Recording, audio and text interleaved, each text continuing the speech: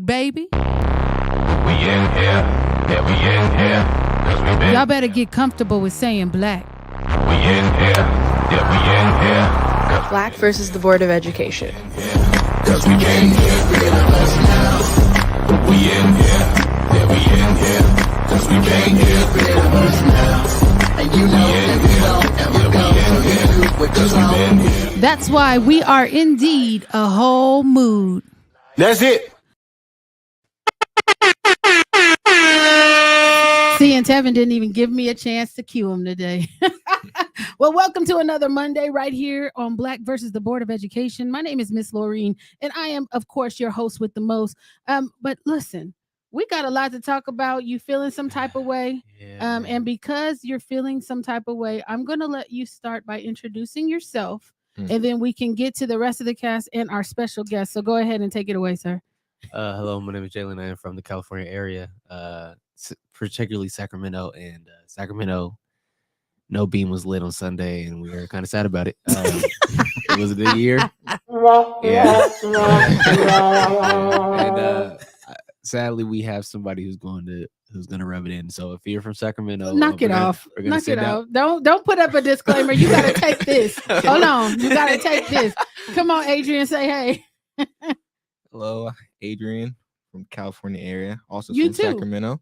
But I'm a Lakers fan, so we winning. Hey, here we go. Here we go. Tevin had to give you extra air horns because he too is a Laker fan. Go ahead and pull up Anaya and Jada. Class of 2023 represent. You can go first. Go ahead. Okay. Hey, everyone. My name is Anaya, and I'm currently a senior. Not for long, but... Hey guys, my name is Jada. I am a homeschool senior, but actually not really because yesterday was my last day of school. So I'm you're a college freshman. Yeah. Y'all are cutting up already. And you know what? Today is May 1st, which is Decision Day. And ladies, you are going to be telling us where you're going to college. All right. So we will get to you momentarily. Go ahead and pull up Melissa, please. Hey, Melissa. Hi, everyone. My name is Melissa. I am in the SoCal area, and I am a junior. Tevin just wanted to give an honorable mention because he wasn't at your event and we were, but go ahead. All right, where's Sam? Because Sam, I see him. He's been shaking the whole time. Pull Sam up. Come on, Sam. It's a good day right now. Yesterday, Sam dropped 50 on them boys. 50 on them. I got accepted into the National Junior Honor Society. I'm up right now. Come on. Okay. But can you introduce yourself, love? Hello, my name's Samuel. I'm in 6th grade. Yeah. I'm good at school. Let's go. Okay. Come on, good at school. Listen, Sam. You started off really hype, and then when you started talking about yourself, you kind of deflated. So I'm gonna need you to keep that energy up. But we have a special guest in the building with us today, Mr. Chet P. Hewitt of the Sierra Health Foundation. Will you please introduce yourself? I know I just said your name, but can you just introduce yourself to the folks watching and in the place? Go ahead and introduce yourself. Chet Hewitt, president of Sierra Health Foundation and the center at Sierra Health, so both organizations, and we're headquartered here in Sacramento, but work across the entire state of California. That is dope. That is dope. So we're going to get into a discussion. But before we do that, we got to just do a couple of recaps. And I know Sam just went ahead of the mark. I was going to give him some time, but he already took it. Melissa had a show on Saturday. Yep. Saturday. And we flew down just to catch a glimpse of this Black excellence at work. And when I tell you she did not disappoint, OMG.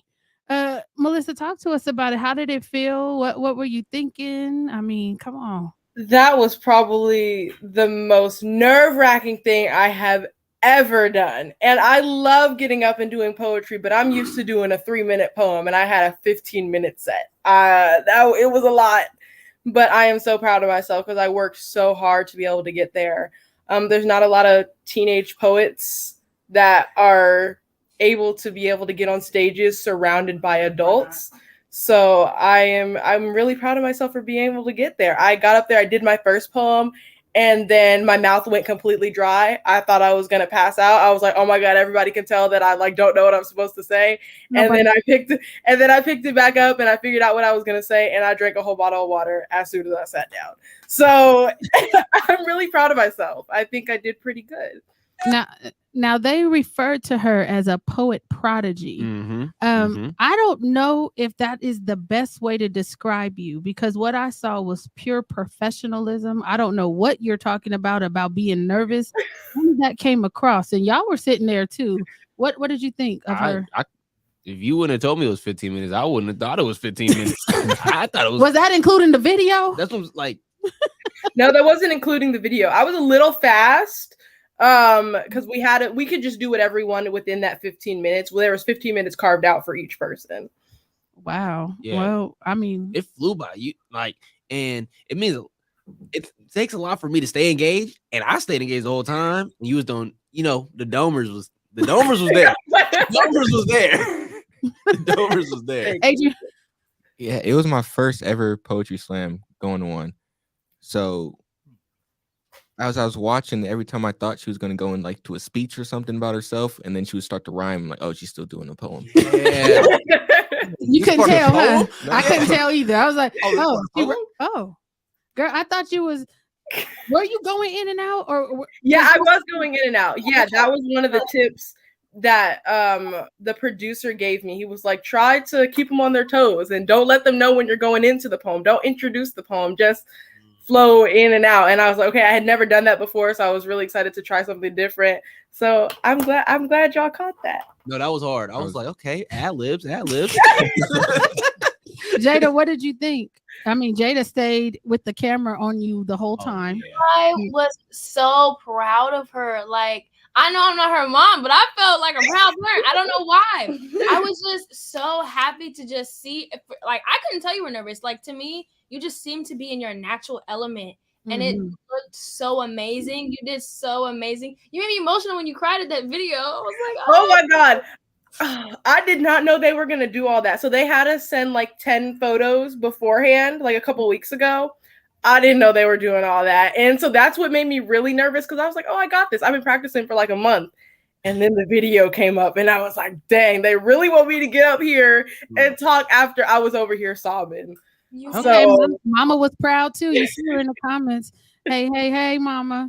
And it was so dope. It was just good to see you in your element. And for those who are probably listening for the first time or whatever, we met this young lady virtually in 2020 because of the pandemic, and we've stayed connected since then. And it's just been a treat. So kudos to you. Thank you guys for coming. But we're going to make a hard transition because I don't like leaving our guests waiting. So I apologize for that. But we got to give flowers where flowers are due, sir. Oh, yeah, I totally agree.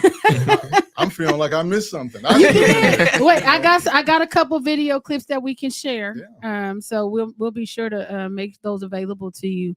But we want to talk about you, because you've been, how long have you been at Sierra Health Foundation? Been 16 years. 16 years. And I want to say, this is the first time we've ever met.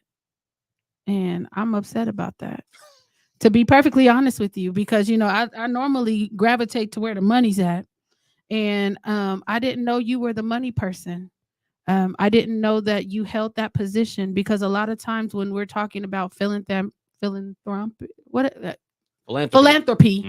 and we're talking about people who can actually change the trajectory in communities, a lot of them don't look like you. Most of them don't look like me. Okay. More than I was trying to be polite. I'm just being brutally honest. No, I understand. Most of them are not, Black folks. Not afraid to say the word. Most of them aren't people of color, and that's nationally how philanthropy looks. So then, explain to me or tell me, how did you get into philanthropy or this type of work? Like, tell me how did you get started?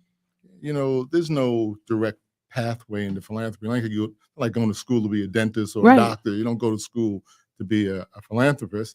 there's usually two ways you do it. Either you have a whole lot of money yourself and you want to give it away and you call yourself a philanthropist, or you have some level of achievement in your professional life where philanthropy, the kind of sector, calls you into it. And so which one are you? I'm one of the folks who's called into the sector.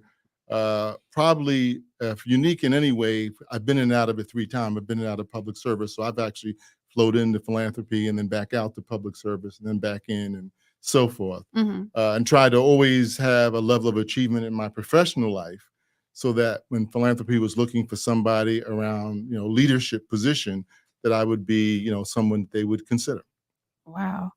And so what kind of trajectory is that? So did you go, what did you major in school, and how did you find yourself kind of in the position to be selected to then lead this effort around philanthropy?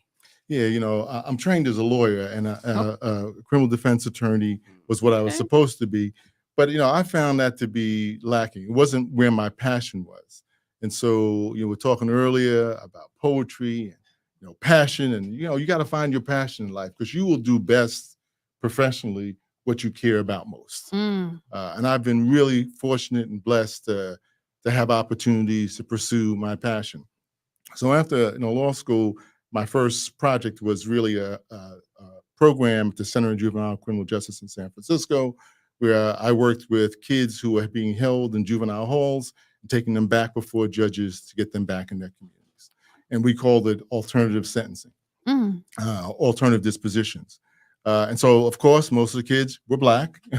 They came from either Fillmore or Bayview Hunters Point, or communities, known Black communities in San Francisco. And it was very successful. We just kind of, if they were held in detention and judge refused to release them, we would build a reentry to community plan, bring them back before the judge and tell the judge that we would help them implement those plans. We take responsibility along with their families for making sure they were going to be safe in those communities and they were less likely to get back into trouble.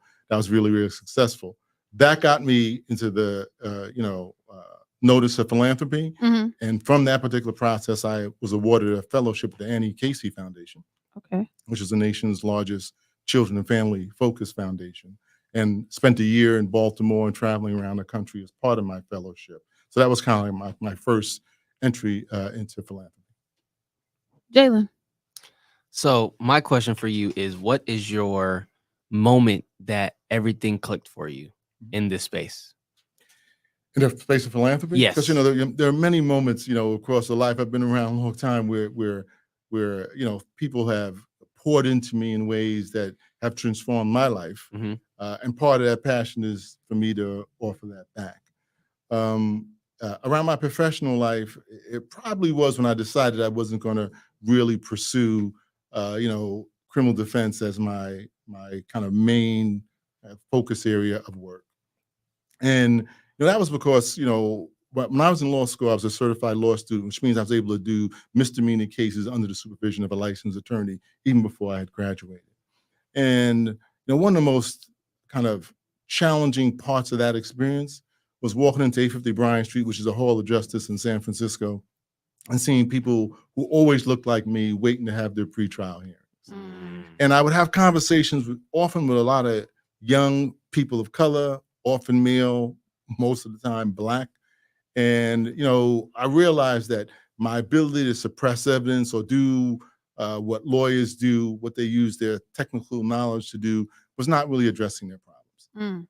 Most of the young men there would talk to me about, like, I'm out in the street, I'm selling this, or I'm doing this because I'm paying the rent. I'm feeding my brothers and sisters. I'm trying to buy clothes. And so suppressing evidence or some other technical device that might have put them back on the street had little to no impact on the things that got them there in the first place. And so for me, it was around moving upstream, as we say in the business, and trying to figure out, how could you help people not get out of, jail, but not go to jail. And that was, for me, kind of a redirecting moment. After spending 3 years in law school, I decided, like, hey, maybe there's another way to think about doing the work that I was committed to doing. Melissa. So I'm hearing the word philanthropist. What does that mean? What exactly is a philanthropist? Well, philanthropist is someone who works in philanthropy, but the world of philanthropy are folks who give away resources, usually money, to nonprofits to do good work in their communities. And philanthropy is not charity. People think like it's the same thing. Charity is like when you see somebody on the corner who needs a little bit of help, and you go in your pocket and you help them. You have little to no expectation from that financial gift. You hope they use it well. Yeah. They're hungry, whatever, but you have no control of that. Your heart moves you, you feel connected, you do something good for somebody. Love it. It's really important. It could be described as kind of a personal philanthropy. But in the world of philanthropy as a sector, it's about strategy, it's about advocacy, it's about really thinking about what you're supporting with your financial resources and having real expectations for something to change. I mean, holding the person who receives those resources accountable Right. for doing something. It's not what we do when we give a buck on the corner to somebody. Like I say, we hope they do something good, but that's our heart speaking. In philanthropy, it's your heart, but you got to have some head, some strategy, some thinking, and that expectation as well. Sam. So I saw on your LinkedIn page that after the Rockefeller Foundation, you kind of got into childcare services, social services, things of that nature for I think 7 years. Mm-hmm. So what kind of caused that transition, and what in that process led you back into philanthropy, what you do? That's a great question. Yeah, I was at Rockefeller for a little over 6 years, close to 6 years. That was after my Casey Fellowship. Did some wonderful work. Got to work with some extraordinary people, and ran their West Coast operation out of San Francisco during that time.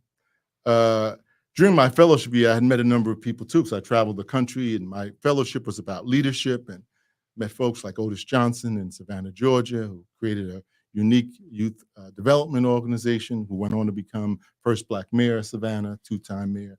Phenomenal people. Angela Blackwell, who was at Rockefeller and formed Policy Link. People who really poured into me. One of my stops during the fellowship was to work in social services in Alameda County. And I spent almost 2.5 months there. I got to know some folks. And while I was at Rockefeller, they approached me about coming back into public service, which I had left before my kind of 2 tours in philanthropy. And it was, of course, their child welfare system was having some challenges and looking for a new leader. And I decided it was time for me to go and do something, else, to be a little bit closer to the work, to be service to my community, because I knew that overwhelming the kids who were in child welfare were likely to be of color and likely to be Black. And I felt like I had some experience that I could offer to help improve, that system. And I would say my time there, 6 years, did a lot of great work. It's probably, if you look me up online, that I'm probably most known for. It was some challenging times. I'll tell you that. I bear some of the scars proudly. Bear some of the scars, because we fought for children. We fought for Black children. We fought for Black children and families to be at home, for them to be safe, and to invest the resources that we have been paying for out-of-home placement to actually strengthen families and young people who are transitioning out of foster care as well. So, was that met with what type of resistance did you feel like, and in that time, because you said it was hard work, what type of resistance were you encountering when you were trying to specifically help Black kids? I think the deepest part of it was in some ways, psychological. People mistook poverty for neglect. Wow. Many of my social workers were not people of color. They were not from communities like East and West Oakland, where most of our kids, came from, and Fruit Ridge and Fruitvale. And they would go into some of these communities and they would see conditions that should be concerning to people. Right. But it doesn't mean that if you're not wealthy, that you don't love your kids, you aren't willing to prepared to fight for your kids, and you're not going to keep them safe. Right.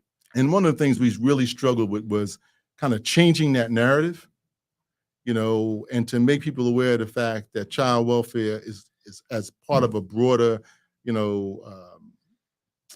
profession of social work, Mm-hmm. that the goal ultimately was to keep families together, not to remove kids, and to invest in the families, the things that they needed so that kids could be safe and well and thriving ultimately.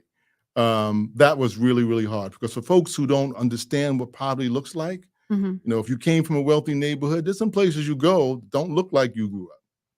And you could begin to believe that simply the aesthetic, the visual, what you see was a representation of a lack of caring, when in reality, it's what poverty looks like in communities that have been underinvested in Yeah. and disinvested in, which is part of our social structure. It doesn't mean people aren't working hard or trying hard or anything else, but that doesn't mean that folks are safe. Now, I'm a kid from Brooklyn. I used to tell my social workers who didn't really like this that and when I grew up, CPS was like a threat. Yeah. People would tell you, like, we'll call CPS on you. That was like a threat. And that we didn't see, child welfare as a family supporting entity. Never. I was told as a young kid when they showed up, and you knew who they were, because they were usually white, female, and with a police escort, Yep. that my response to that was to go home, lock the door, and if they knocked, don't answer. Right. And whenever a helping system is described in that way, then their ability to be helpful to people is extraordinarily limited, if it exists at all. So we had to fight that narrative, Mhm. that expectation, and show folks that we were there to do something very, very different. Jada and Anaya, since y'all both sitting next to each other looking like Bopsy twins, what's up? A question of mine was, so I don't know if you really went into depth with it, but since we're speaking on you being a philanthropist, if I said that word right, and you said we don't see a lot of people like you, we don't see a lot of Black men in these, or Black people in general in these positions. How was adjusting into this role and doing what you do? Did you ever face any conflict? Did it ever discourage you to a point where you wanted to give up?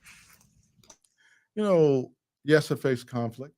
I've gone to conferences around philanthropy, particularly when I got started, where, people would get up from tables and see who they're going to lunch with, and you'd be sitting there by yourself. People wouldn't Oh. extend the kind of, grace and inclusion that, other folks who might have been new to the field, would have. But I don't know that I ever felt like I didn't belong. I didn't feel like I didn't come here, because I kind of felt like I was on a mission. When you come out of environments that many of us are familiar with, growing up, not having a lot, we're gritty folks. That stuff wasn't scary. I seen scary. That's not it. That's just simply not it. And my mission, my passion was to be helpful to folks. I mean, that was the part of the story I told about why, defending people in the court of law wasn't really going to do it for me. So I was there to achieve a goal. And if people weren't going to be accommodating and nice and whatever, which clearly you prefer, I mean, that's what you really want to have happen. Mhm. But that wasn't going to deter me from what I was doing, because philanthropy for me has never been a job. Philanthropy is, and being helpful to folks is my vocation. That's my calling, right? And I wasn't going to let anybody say anything or do anything that can make me feel like I didn't belong. One of the things I think is really important, particularly for young people to know, is to be competent at your work, so that your ability to do it is never questioned. And even when people sometimes out of whatever, racism, exclusion, want to try to make that the issue, I'm always prepared to show them that is not the case. Mm. You know, Anaya, not did the you case. have a question? I see you, Sam. Give me a second.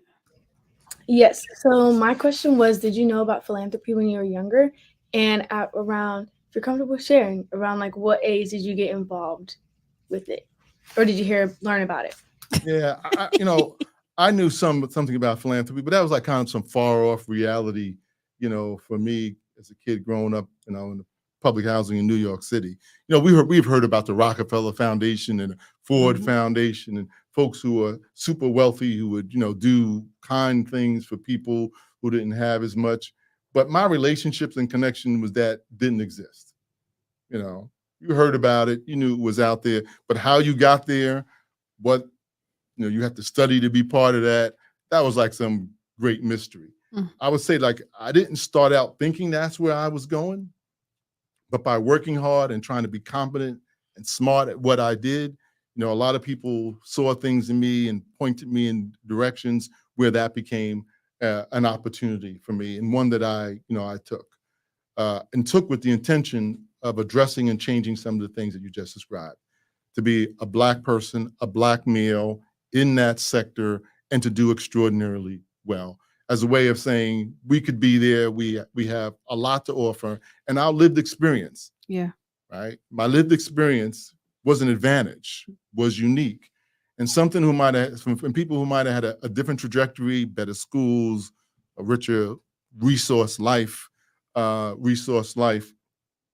not simply better positioned because I knew what it was like to be in the street and not have, and some of that you can't get out of a book. You're right. You're right. And And who's that? Oh, I just wanted to share a quick thought. I just wanted to say that your connection with the role that you are in is a very special one, because we have a lot of people who are placed in these roles and have no idea about any experiences like this, but think that they can solve the problem. And so you're in a very special position to have experienced this, to know exactly how to tackle it. So I applaud you on that. Thank you. And I know Sam wanted to say something, but Sam, Adrian hasn't gone yet. Can you go after Adrian? Thank you, sir. Cool. So first thing I wanted to say was congratulations. And that particular congratulations, I see you were most recently honored as one of the most admirable CEOs in 2023. Oh, Yeah. we like it. We like it. So my question is, being a CEO for so long, what was the biggest thing you've learned from the job? No matter where I go as a Black male, I have always got to prove that I belong. People tend to hire you from your history, and I've been blessed and fortunate to have a history with a lot of success in it. And it doesn't mean I haven't failed, because sometimes the things you try don't turn out the way that you actually hope. But I will tell you, no matter where I go, and even people who know my name and even know some of my history, who are often not folks of color, have this question as, is he real? Is this good fortune? Is there some mystery here or something that we're missing? I would often think that, if I was not a Black man, and because my name is Chet, people don't automatically make that assumption, that, my history alone would answer that question. But I have found that, no matter where I am, no matter what awards, most of my CEO, I hold one of the highest awards in health philanthropy you can receive, the Terrence Keenan Award. No matter where I go, people are always looking at me like, is this guy for real, or is he somehow duped us all? And my goal, because of my drive and my passion, is to quickly disabuse them of that assumption. I'm for real. I know this business, and I bring a level of commitment and dedication to it that is born of what your colleague said, which is my own life experience. My colleague, that's cute. That's my daughter. That's cute. Samuel. Okay, so I was looking on your website and I stumbled upon the vision, missions, and values, little thing. And I saw to me, there were broad statements and not very direct statements. And I wanted to kind of get into that. Like, what are your visions? What is your mission for this foundation? And what things do you want to tackle in these communities? Yeah. Great observation. Mission and vision statements are usually broad, and I like them broad because it allows me to do a lot of different things, as opposed to be focused on, one thing. Like folks say, we should be focused. You're a health foundation. Why are you not focused on health? Well, I tell people, and they'll say, why are you not focused on health, thinking healthcare, right? And it makes a lot of sense. Sierra Health Foundation, you do health. But what is health? It's more than just your ability to go to a doctor. Yeah. It's more than your ability to have an insurance card. We know 85% of your health has nothing to do with healthcare. Yeah. Right? Healthcare is important for you when you're sick. The promotion of health, what keeps you healthy, 85%, that 85% is where you live, what you eat, decisions you make, your sense of safety, and your sense of self-efficacy, which is your ability to believe that even if life throws you difficult times, that you have the resources, and it's not just money, it's people and connections to get through those. So our broad statements allow us to do a lot of work outside of what people would consider to be traditional health-focused work. So for example, we run one of the most well-funded juvenile justice reform efforts in the state of California, because we believe young people, mass incarceration, particularly people of color, is just an unhealthy thing. We know that young people who have a juvenile justice connection in high school, and if that results in incarceration, 90% of those people will go on to prison. Yeah. And if it doesn't result in some level of incarceration or detention for young people, that goes down to 25%. So the science behind what we do and the breadth behind what we do is really important. The other thing I'd say really quickly is I ask people all the time, like, what do you think is the most powerful determinant of how well you live and how healthy you will be? And people will tell me, oh, it's healthcare or it's this or that. Most powerful determinant of health is your education. Right? Because education is tied to so many different things. So your education is tied to what you're likely to be your income. Yep. Right? Because that'll determine what your job is. And your income is most likely to determine where you live. Because what community can you afford to buy a house in? If you can afford to buy a Yeah, house. people think, or rent a house, whatever it Yeah. is. People think that it's your genetic code. And that was true in the past. But now we can tell how long you live by your zip code. Yeah. Right. So, and your zip code is purchased. That's not something you're simply born with. So for us, those broad statements are about allowing us to put our toe in the water in a number of issues that we believe our focus, which is on disinvested communities and communities of color, because you're on the website, we say we're about racial justice and equity. That's what we're about, is to be able to work in a number of areas without being pigeonholed into one specific area of interest. And especially when folks assume that Black people are only concerned about specific things. So you've gotten this broad statement, which means you can do what you want. Yeah, we're gonna do a lot of what the science tells us to do. And I'm always bringing up science, and people think like that's some kind of focus on some academic mystery. But no, the science is in my world is quite visual, and it could almost be considered a derivative of anecdotal information, what you see, because you can go out in the communities and when you're in a place where people aren't doing well. Yep. And I don't need no scientists to tell me. Nope. Like this is likely to be a place where folks are struggling. We know what they look like. We know who lives there. We know what the kind of things that we want to battle. And for us, we're going to be very honest about that being unacceptable, and we're going to invest in the institutions that are trying to change those conditions in those communities. I love that. And just so everybody, if you just joined, we have two young ladies. They're sitting next to each other up at the top of your screen. They are going to be letting us know what college they've decided to go to, because today is decision day. And a lot of kids throughout the country are telling you where they're going to school next. But you're listening to Free Game with Chet Hewitt, CEO of Sierra Health Foundation. Melissa, talk to me. Well, Sam actually took my question. I was going to ask about vision and what the vision is for the Sierra Health Foundation. So I don't have a question currently, but I just want to applaud you on everything that you're doing, because I didn't know about the field of philanthropy before this conversation. I had heard the word before, but never really understood what that meant. And So I just thank you because this is super educational and really interesting. And I applaud you for all of the work that you're currently doing. You're very welcome. Jalen. Whew. I don't even know if I was just sitting Well, here y'all- soaking it up. I'm soaking I know up the game. they just everybody's just enamored right Yeah, now. it's And I just see soaking up Adrian game. is grabbing his microphone, so maybe he You has got it. something. He I came was prepared. thinking a little bit. Oh Lord. Okay. I got one. Who's that? Samuel. See, Sam was on it. come on, Sam. So, I wanted to ask about the start of your foundation. Like, how did you get it off the ground, and how did you keep it a successful and running foundation to continue to help the community? Yeah. Well, another great question. They've all been great questions.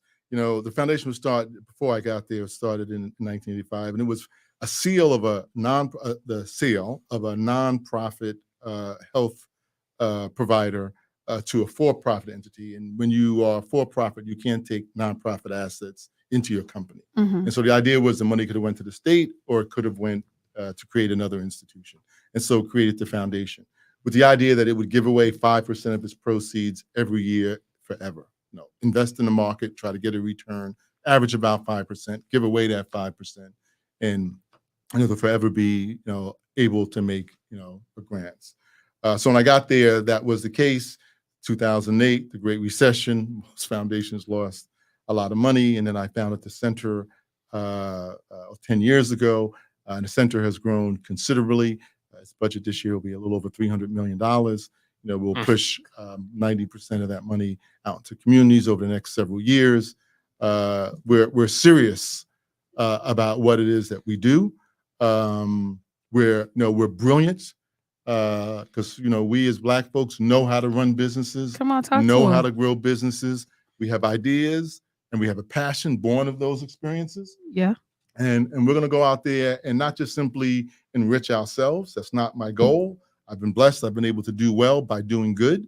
Mhm. And for me, following both my faith and my passion, I'm going to continue to do that. Because for me, those things are inextricably linked to one another as well. And sometimes when you say these numbers, people think you're being boastful or whatever. That's not, where I am is in my professional career. I kind of feel like I don't need to do that, anymore. I've had enough success, and not that you can't have more, but for me at the foundation, as its leader, as the founder of the center, as someone who's had that level of success, it's not so much that I do what I want. I really try to take a lot of input from people and do what needs to be done. Mhm. Because one thing about leadership that's really important is to not isolate yourself and simply start believing your own thoughts outside of anybody else's influence or input. Because the beauty of being a great leader of a fantastic institution is that you get to have really smart, committed people around you as well. Mhm. And you need to leverage their knowledge, their passion, and their insights as well. So you said you founded the center 10 years ago? Yes. You did that. Yes. And that's the nonprofit arm of Sierra That's the Health? center at Sierra Health. Yeah. Okay. Oh. Because I'm trying to, so you have the for-profit side and the nonprofit side that you're leading? Actually, 4 businesses. That we For built. business. So we have Okay. the foundation, which is Sierra Health Foundation. We have Uh-huh. the center at Sierra Health. Uh-huh. I also manage Sierra land and property company because we own property, and manage an impact investment fund. Oh. So we loan money at low rates to businesses and communities that are trying to do great things in communities. Uh-huh. And we get a return from that. I just want to look at their faces when you're That's what I'm talking. saying. Like, man. Sorry. Four. Oh, She's like, what? And we ain't talking Wendy's 4 for 4. Jada, you over there snapping. Melissa has her mouth wide open. I did see something in the chat. It said, I guess it says, are funds ever given for statistics on these nonprofits reaching people who were helped? We have I have a full-time evaluator on my staff, a brother from Chicago who is a PhD researcher who helps people kind of craft, their assessments or evaluations so that we can understand, exactly what we're doing and what the impact it is having. So I'll give you an example. We ran the state's $100 million COVID campaign, And if you've seen a commercial that was teaching you about COVID and vaccine, it said brought to you by Sierra Health. Mhm. I Right? remember that. Mhm. Yep. That's right. Yep. And so we did that in partnership with the state. We made sure 40% of that $100 million went to ethnic media. Mhm. So we said if you want to connect with communities of color and ethnic communities, you got to have media folks from those communities because they know how to craft messages that people will hear and understand. Right? That's different than just having 100%. media. So those kind of things are really important. And we know that we've touched California. We probably touched, based on our research and data, close to 15 million people have seen those messages. And you've seen them yourself. Yeah, I did. Right? So, those are the kind of things that we're always trying to do. And for me, it's really, really important because I said earlier that people are always wondering whether or not it's for real. Like, is this Right. guy really able to do it? So my attempt to master my craft is really important. It's my best defense against all the folks who are wondering whether this black guy really knows what he's doing, or is he, somehow pull the wool over our eyes and there's some trickery going on here. Right. Like I say, my job and my passion is to disabuse them of that quickly. And that's not, I don't say that just a personal statement because, I've been around a long time. That's okay. I want them to know that anybody black they encounter, that first assumption shouldn't be what trickery is going on. It's like this person probably landed here because they know that stuff. So, that's when I talk about changing the narrative. It's not just, what you write or what you see on some commercial. I think the personal side of that, folks' interaction with Black excellence is incredibly important to having them reframe their perception of Black people. See, he lacing y'all with that free game. Me too, though. You see? I'm soaking it in too. See? Don't think it's just y'all. Yeah. So they keep asking you about vision and mission and all of this stuff, right? What I want to ask you about is, because I'm assuming you don't want to do this forever. Mhm. So are you thinking about a succession plan? What are you looking at? Are you looking at young people behind you? Like what is that process for you? Yeah, the whole pipeline for me is important. Right. And this is why I love what I do, because I can start even really early in that pipeline. So, we help found California Funders for Boys and Men of Color. We have our My Brother's Keeper effort, and we have a number of efforts emerging for young women as well. And we don't care if you're in grade school, we want you to be in grade programming because that is part of that leadership trajectory that we believe everybody should be on, regardless of what sector you might want to go into: business, art, music, fashion, finance. That's really important. And then on a more institutional level, always looking to bring in, talent from ethnic and racial communities. I have a number of folks. If you go on our website, as a foundation, we're very diverse, and that's just, self-evident. And for me, everybody on my team has leadership capacity. And we're going to invest in that through their development plans, through exposing them to people. I say that, being in this space is more than about giving away money. It is. Part of it is that it's also sharing relationships, right? So I'm introducing people to our leaders in the field so they're exposed, and you build your own, this is a dated term for young people, your Rolodex or your contact list in your phone, because that's your modern day Rolodex. They say Rolodex? Rolodex. I'll tell you. It's crazy. I've heard that before. I'll tell you. Well, that's the same. Yeah. And it's really Oh, important Lord. because one of the most important way to find your way to things you want to do is to know people who are doing it. Absolutely. People don't, I'll tell you, it's been a really long time since I found a job. I mean, I've been here 16 years. I get approached about jobs all the time. And I don't apply for them. You know people. People go and look for people they know. That's right. Yeah. Right? And I'm not saying you shouldn't apply. There are processes where that works. You come through college, they help you. But building that contact list, knowing folks in that field, being able to walk up and shake somebody's hand and say, introduce yourself, all the things that sometimes the Black people we feel really uncomfortable about, those are really important things to do. Because most of the time when somebody wants to offer me a job, it's, Chet, would you consider doing this? I'm not out there prospecting. I've been around a long time, like I said, and when you're younger, it's really different.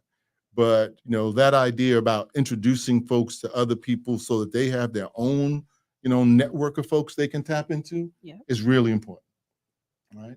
And I'm able to introduce young people to people that they probably would not have access to.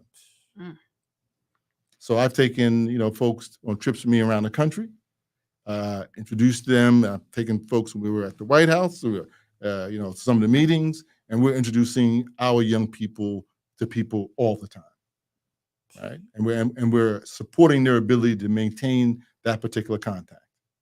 That's a really important part of your own professional development. That's why y'all travel with me so much. That's right. I know. I was just about to say. Because I was just lecturing y'all. What was I telling y'all when we were on the thing coming back from the airline? Oh yeah, that there was some people on there that we should try to get on the podcast. I was telling them it's important to meet people and to network with people and to form relationships with people. And I said, on this airplane right now, there are at least 2 Black elected officials. Somebody needs to get to them, right? And so just trying to encourage them, don't wait, like go and introduce yourself. And they've been doing that. Jada and I have been doing that since they were probably in 6th grade, coming up to the Capitol, or 7th grade. I'm sorry, you guys were at Ed Harris. They've been coming up to the Capitol. And as you see, Sam is not afraid to ask questions. He shouldn't ever be. And Melissa is a leader in her own right, establishing BSU on her campus and applying to be the poet laureate there in Southern California. So they've all been exposed to different things. And I'm glad you said that because it's so important. And I think it might stick a little bit better because it's coming from somebody else. It's essential. I mean, I have two sons, one 18, one 15. And somebody tell them to do it, and they're like, oh, Dad. I don't know that person. It's a little uncomfortable. And it is. It is. And I totally get it. But they have had experiences where, downstream, they need a reference letter from somebody or, they need access to something. I say, you can call so-and-so that you have a little in there, and they understand why that was really important. So learn to get comfortable. That's why I love Sam's questions, practicing that in safe spaces. And being encouraged as you're encouraging them to actually do it is really important. I tell people all the time, I'm an old guy. I've heard no so much that no should never scare you. Because you're going to hear that a lot in life. You're going to say, I can't do that. But they can't even say that to you. And you will also miss the opportunities when they say yes if you don't ask. Right? A non-ask is a definite no. Yeah. I say change the odds a little bit and make the ask. 50-50. Hey, that's it. That's where you should actually start. So learning to overcome the discomfort associated with that. I just want to be clear. Having that discomfort is normal. That's absolutely nothing wrong with that, right? Now, it doesn't mean that you can't do it, but the idea is to get beyond that and go make the ask. And I think the more experience you have doing those kind of things, the more comfortable you'll get with them as well. 100%. To second that, I talk to Lorena all the time about that exact statement because we got interviewed and I said, they asked, what was your favorite part of working here or doing what you do in this field? And I'll say the relationships that I build with people because of the simple fact I'm talking to people I never thought I would talk to. If you asked me 3 years ago, do I think I would be talking to a CEO of Sierra Health Foundation, or would I be interviewing politicians who are running? No. Well, why would I be doing that? That's what I would ask myself. Why would I be doing that? So just getting into the spaces with people that I never in a million years even knew existed or really cared about, really, because they're not in my everyday life. So I don't see what they're doing, but getting to actually know them and actually see what they're doing is bigger than just they're not in my everyday life. They're affecting the things that go on in my everyday life, though. I've seen you do that in person. That's how you and I met. Yeah. You came up to me in the middle of our conference center for a little bit of encouragement. Yeah. I was watching. Tiny bit. Yeah. And, that's good. And that's the kind of support that those of us who are further along in our career need to provide to those who are. You asked me about leadership and succession. Yeah. My point is that happens along the way, not just people who are immediately position to succeed myself, but even for folks who 10 or 15 years from now will be in that particular position. So that level of nurturance, as opposed to arrogance or separation, is incredibly important. That's when people talk to me about Black love. That's one of the ways it actually shows up. We should have enough mercy and grace for one another to be able to spend that few minutes to connect with our young people, so that they know that not only do we have expectations of them, high expectations because of their brilliance and ability, but we're going to be there to support them along the way. And you have a question in the chat. It says, just as a martial artist has a favorite kick or a pitcher has a favorite pitch, what's your number one go-to skill that you've developed that is second nature? My ability to kind of inspire people to do things, and you asked me about transformation early on and, how that works. I have always found that people do more of what you can inspire than what you direct. Right. Yeah. And at my time in Alameda County, with some of the fantastic work we did with a lot of people, because it wasn't just me. Someone was asked to describe, my leadership, and they said he's part professor and part preacher. And I kind of like that, because it suggests that you know your stuff. There's a 3C speech I used to give in leadership classes about being competent, committed, and being caring at the same time. But you also have to be able to talk to people so that they can connect with what drove them into the work, what they're passionate about, right?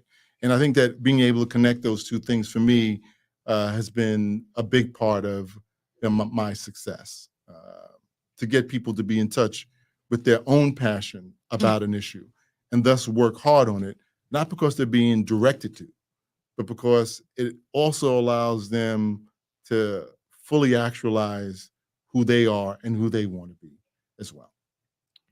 Okay, so last call for questions, party people. Samuel has his finger up. I gotta get ready for this because Sam be asking some questions now. I'm ready, Sam. Come on, hit me. The question I wanted to ask was, what are the responsibilities and traits that you obtain as a CEO, and what advice would you give to a young aspiring CEO or leader of a business in some way? I love it. I love it. I think my some of my best traits are my ability to listen to people. There's a saying we have a poet laureate with us by the great Maya Angelou, who says, people will forget what you say, they'll forget what you did, they'll never forget how you made them feel. That's her favorite statement. Right. You just said it. I just said it earlier in the meeting. And, an hour ago. And for me, that, people's like, what's your management philosophy? That's kind of my management philosophy, kind of summed up, eloquently, of course, by, someone who's just a phenomenal, poet. So I'm always trying to make people feel like their issue is worth listening to. Now, I'll be honest with you, sometimes I'm questioning whether it really is, right? But I try to authentically give them the audience that they actually deserve. And I believe that people appreciate that. Sometimes people just really want to be heard. And I'm not talking about it in a performative way. Right. I'm talking about trying to really listen, because maybe there's some tidbits and wisdom, even when, it's not as clearly articulated as you might want it to be at that particular moment.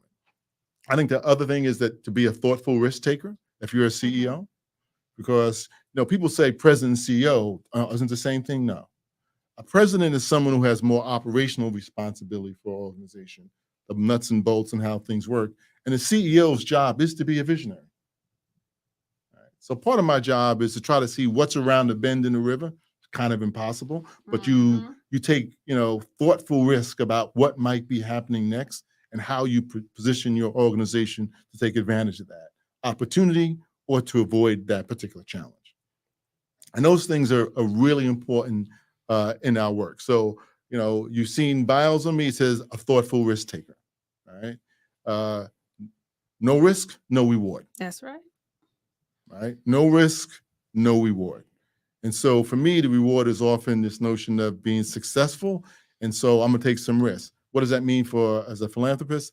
I'm going to invest in some groups that might be small, that might not, have shown what they could do or what their impact might be yet. But I'm going to make the bet that they can be something extraordinary. If we were talking about a stock market, that means I would have bought Google stock before anybody else. Right. And then when you're super rich, people go like, when you buy it, they go like, no one ever heard of that. Then when it goes out, they go like, everybody should have bought that. Yep. Right? Too late. So being a thoughtful risk taker in the social space, not just in the business side, I think is really, really important as well. And then I said earlier, about really knowing your craft. I work in the space with policy. The question that no one ever asked, people ask me a lot about like, you give away money and how much money have you given away over the course of your time at the foundation? And it's in the hundreds of millions of dollars, probably close to $1 billion at this point in time. But, no one ever asks like, well, where does it come from? And how do you maintain it? I don't think they care. Well, they just want to make sure they get some. Yeah, I'll tell you why it's good for this conversation. Yeah. Because investing and being able to produce wealth is really important. And and for Black people, it's why the wealth gap between Black folks and white folks looks like it does. Right. So knowing, it's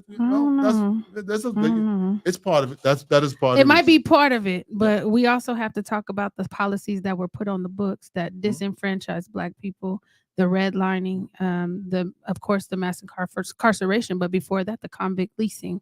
And so I think that there were a lot of things that were done legislation-wise to keep the wealth gap at where it is, along with not knowing what to do if you had money. That is something else that I think we can absolutely have a further conversation about. And I don't disagree with that at all. Okay. I include that in that broader notion of why that actually it happens in the way that it actually does. I got you. Because the one thing that I never assume, and I'm not going to suggest you're assuming it either, is that we're powerless in those situations. No, look at us. And for me, part of my ability, and this goes to Sam's question, like how do you stand in these spaces, right? When you have people showering you with doubt about your own ability or capacity, or questioning your competence, no matter how you've demonstrated it before, is to not allow people to feel like you're powerless.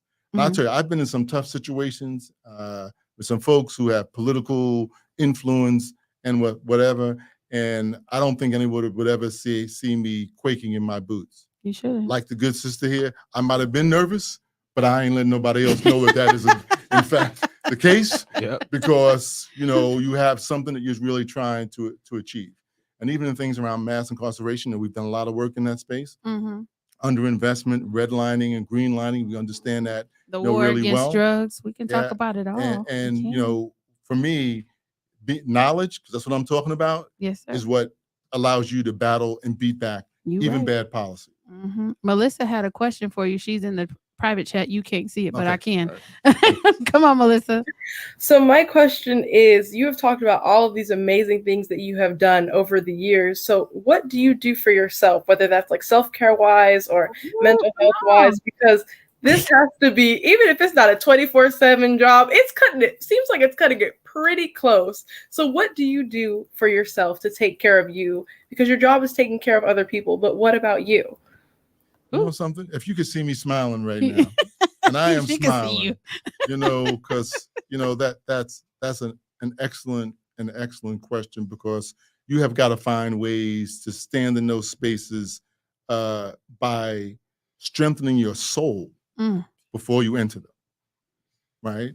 And so my appreciation for your question, because you actually strengthened me just by asking me how I was doing. And sometimes it's the simplest things that we can do for one another. Yeah. Right? That's part of that quote, how you made somebody feel. You just made me feel really good. So good, I had to start smiling right here, right? And I'm look at it right there in that camera right there. I'm good for a week. I'm ready to go back out there and do something, whatever I gotta do for the next week. But I said earlier, I draw a lot of my faith and strength from faith and family. My two boys who I love and do all that I can do for, and who are my model for my work. Because people say to me, well, what do you want for kids? Shit, I said, I want the same things I want for my children. I want every young person to have. I'm not trying to make it complicated or anything else. My wife, who is my partner in all this and has been by my side for 20 years this year, and was always propping me up. I'm one of 8 kids, 6 surviving, so my siblings are a big part of that community and the many people I know and I have met through this particular work. Because if there is a return on the investment for the work, I've gotten to meet some extraordinary people who don't always have a lot, who most often didn't come from a lot, but their compassion and commitment to the work they do is really like extraordinary. My mom used to say, son, things can be hard, but just make them worth it. And so there are days when the work is hard, but people, this conversation, your questions for me makes it worth it. And I know we're going to run over a couple of minutes, but it's so important. Adrian has a question, and then we got to go to the girls so they can tell us where they're going to school at. I want to hear that. Okay, come on, Adrian, what you got? Oh, Melissa took the question I was gonna ask, but off my head. Jalen said he has a question, so I'm like, let me pass it to you. I literally did, but it's okay. I'm okay. Here. So anyone who knows me knows I'm awkward. So for my question is for people who are trying to get. Stop it, Anaya. Go ahead. What'd you do? She laughed at you. She laughed at you. Got out the camera. Okay, not too much. Bruh. But my question was, what is your advice for people who are trying to get better at communicating and who want to go up to somebody and ask them something, but they talk themselves out of it, kind of like their own worst enemy? I can relate because when I was young, I was really quiet and really shy. I've given a lot of speeches and people think I do that very well. And I can tell you, I'm always nervous, even at this point in my life. It is. I think realizing that everybody has some imperfection they're dealing with. Everybody. And that just happens to be yours. Because I said this is what I meant earlier when I was talking about the wealth gap, and I wasn't really trying to go deep in that. For me is, if you own the issue, then you're a better person to control the issue. And what people try to do is to avoid what they need to confront. So if that's your challenge, then really work hard to do it. And don't try to do it in the most difficult place first, right? Do it in a place where you feel most confident and comfortable. So maybe you go up to that person with someone else the first time. And they introduce themselves, and you step right on behind that. You've seen the kind of reaction, your hand goes out, next. Sam loves basketball, so I'm assuming you love basketball. You go out and you shoot some baskets every now and then. And probably a lot if you really like it, right? You love poetry, you practice your lines and your verse and how to memorize things. Got to practice what you're not good at. And I think find solace in the fact that all of us are not good at something. There's nothing unique about having something that you need to struggle with in life. The world sometimes tries to make young people feel like you're supposed to be perfect. Right. No perfect people. Don't exist. And so what you're holding is just a challenge that's unique to you, but not unique in the fact or sense that everybody has a challenge. That's just yours. Master it. I'll help. Thank you. Yeah. I'll help. Because I was shy and I had stage fright and I hated getting in front of people. And then I took some communications classes at my school, and here I am after being on the radio and getting out and trying to develop my personality. So we'll work on it together. Can I just say something? Yes, sir. I wouldn't have known that. Thank you.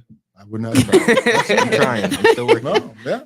We're all the work in progress. I didn't know he talked before he got here. Yeah. I'm like, he actually talks? Yeah, Okay. That's a lot of people. A lot of people.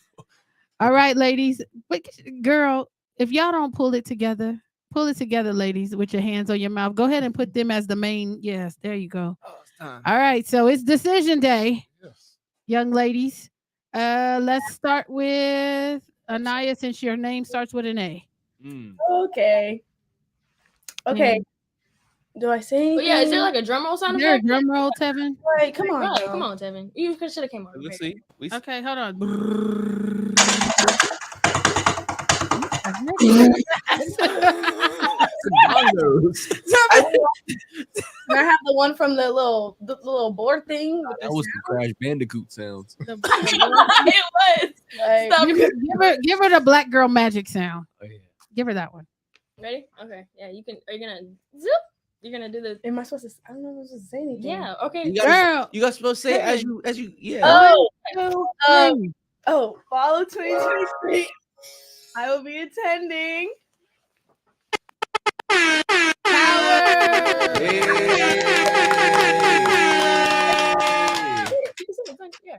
Hey, let's go. Come on, Period. Howard. All right, you baby bison, you. Okay, That's the thing. The Yeah, bisons. we're Yeah. bisons. I'm a baby bison. Fresh. Come on. Fresh Okay. meat. All right, Miss Jada. Guys. Seven words. Give me the little regular magic sound. School. The I. Hold on. Oh. Seven. Come on. 1, 2, 3. I'm going to Sac State, guys. Hey. She said stingers up.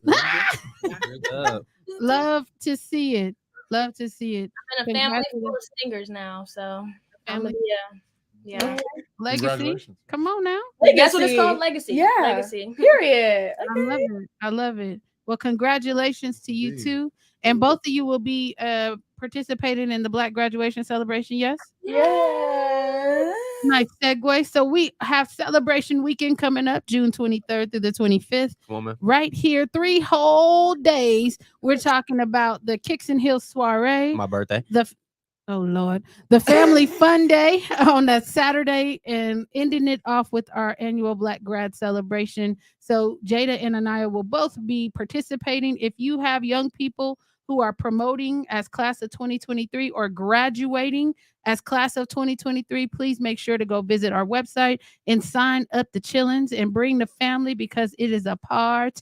It's always a party. Yeah. Always a party. Always a party. Yeah. We're looking forward to some good Black excellence. I believe our theme is dripping in Black excellence. So make sure y'all are in the building for all 3 days. We can't wait to see you and your families. So make sure you come on out. With that, I think we are over the time. So let's get it popping. Sam, go ahead with your wave. Melissa, follow him. Girls on top. Hey. Mr. Hewitt. Just he like, Uh-oh. All right, peace out. We'll see you next week. Whole mood, baby.